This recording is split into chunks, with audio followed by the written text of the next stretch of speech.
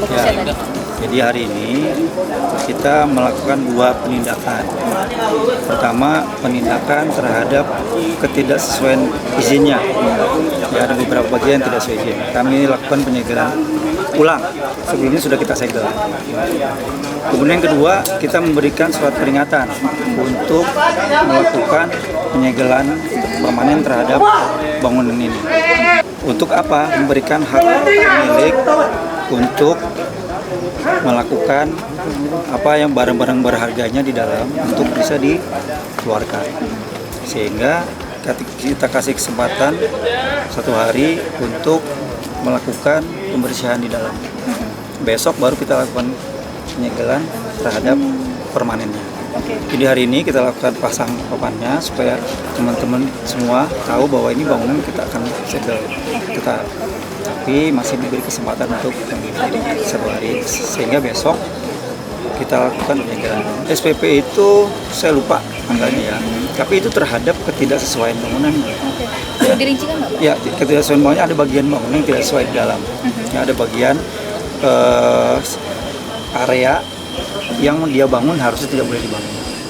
Dan sebetulnya pemilik sudah akan melakukan pembongkaran. Dengan SPP itu pemilik sudah akan melakukan pembongkaran sebetulnya. Ya, karena tadi kita lihat di dalam mereka sedang melakukan itu.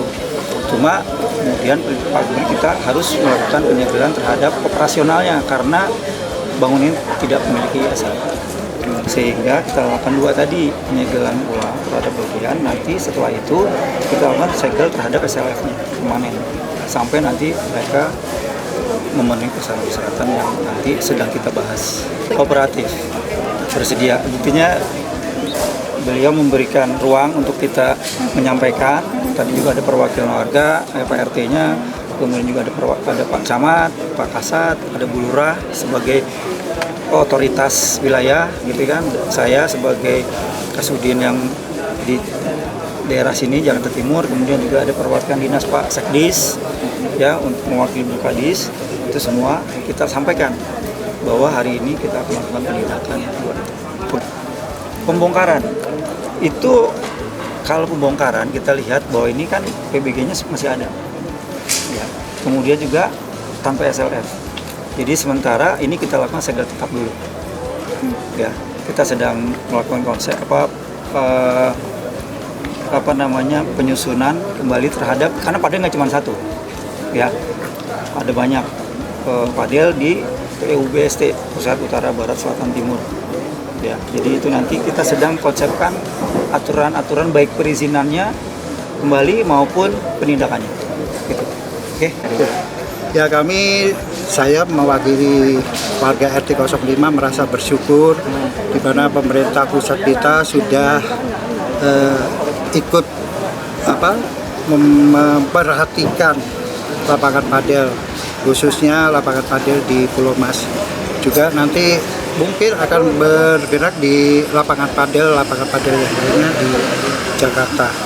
Ya, jadi itu dia kan ada satu persyaratan yang belum dipenuhi. Jadi dia harus memenuhi dulu, tetapi ini lagi sedang digodok persyaratan ini di pusat.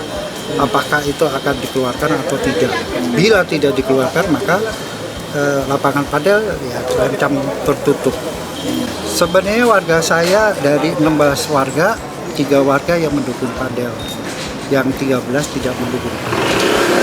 Kenapa tuh, Bang? Ya karena ada kebisingan, terus ya itu mobil konsumennya larinya kenceng. Dan lagi pula juga di sebelah kanan saya itu kan banyak lansia juga, jadi kasihan juga lansia-lansia.